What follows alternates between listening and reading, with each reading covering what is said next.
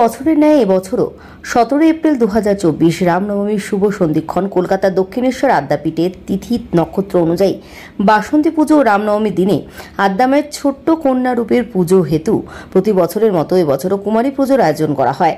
আদ্যাপীঠের এই বিশেষ অনুষ্ঠানটি জনসম্মুখে তুলে ধরার উদ্দেশ্যে একটা সাংবাদিক বৈঠকেরও আয়োজন করা হয়। এখানে প্রায় 2000-এর মতো শিশু কন্যা অংশগ্রহণ করে।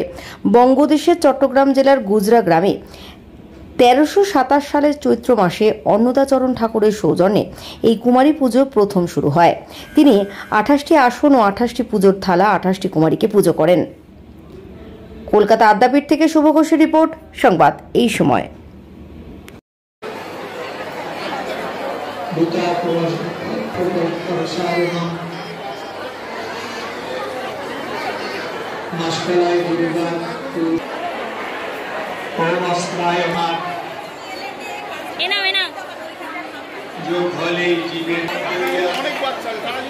আজ থেকে 110 বছর আগে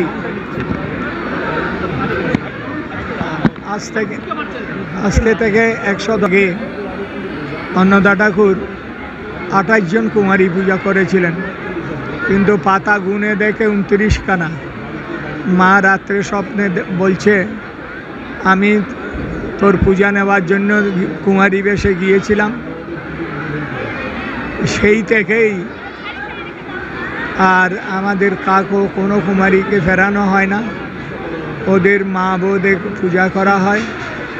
এই কুমারীদের মধ্যেই ভগবান এইভাবে মাতৃজাতির পুজো করে আমরা অন্নদা ঠাকুরের আদর্শে এইসব করে যাচ্ছি আর কি। এই রামনবমীর দিনেই ইডেন গার্ডেন থেকে নারকেল আর পাকুড় গাছের যে সংযোগস্থল ছিল, রামকৃষ্ণদেব বলে দিয়েছিলেন অন্নদা ঠাকুরকে, ওইটা পেয়েছিলেন এই রামনবমীর দিনে। সেইভাবেই আমরা রামনবমীর দিনে মা এখানে আসেন, ওইভাবে আমরা পূজা করি। 81 বছর হয়ে গেল। এই সুযোগ তো সকলের হয় না। বলে blessed you are that privilege was given to you when others had it not। অনেকে পায়নি,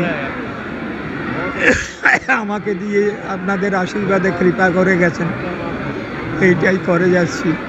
আমার 2500 ছেলে মেয়ে, বৃদ্ধা বিধবা মা, ডেলি 2.5 লক্ষ টাকা খরচ, ডেলি 500 গরিব খায়।